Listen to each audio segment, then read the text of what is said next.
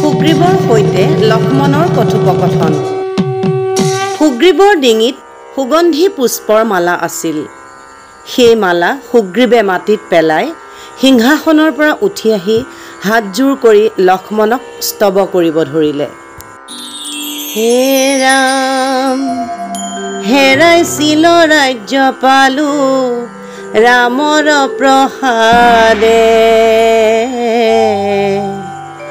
তোমাৰ প্ৰসাদে মই পাইলো সম্পদে।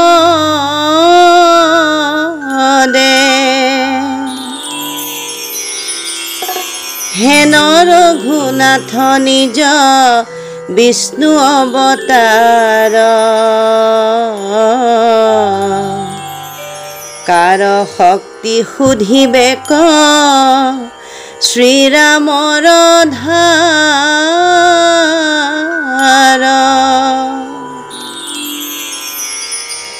সীতা উদ্ধাৰিবে ৰাম নিজৰ শক্তিতে, যাইব কেৱল আমি তাহাৰ সহিতে।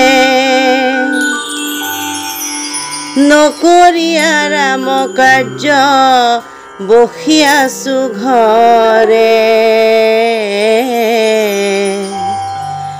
বানৰ জাতিৰ দুখ লাগে ক্ষমিবাৰে।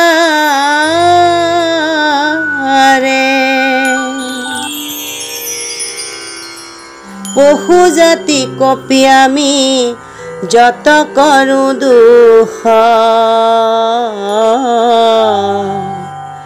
সেৱক বৎসল ৰাম নকৰিবা ৰোষ।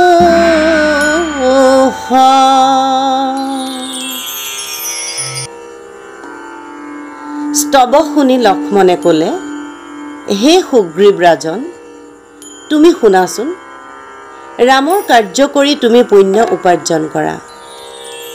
ৰামৰ কাৰ্য কৰিলে সৰ্বত্ৰ জয় হয়, নকৰিলে ধৰ্মলোপ অধৰ্ম সঞ্চয় হয়।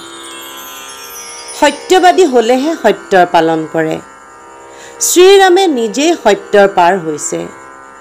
তুমি সত্যত বন্দী হৈ আছা, অধৰ্ম অপাৰ। ৰামক কাতৰ হোৱা দেখি কৰ্কশ কথা কৈছোঁ। তোমাক বিৰূপ কোৱাটো মোৰ অপযশ। হে কপিবৰ, তুমি দুখ পৰিহাৰ কৰি মোক ক্ষমা কৰি দিয়া। তোমাক দুৰ্বাক্য কোৱাটো মোৰ শিষ্টাচাৰ হোৱা নাই। মান্যৱান লোকে বেয়া কথা কোৱা উপযুক্ত নহয়। ধৰ্মত যুক্ত হৈ মান্যসহ আলাপ কৰিব লাগে। ধৰ্ম বাদ দিয়া, যি বিহিত হয় কৰ্ম কৰা। ৰামৰ কৰ্ম কৰিলে সকলো হিত হ'ব।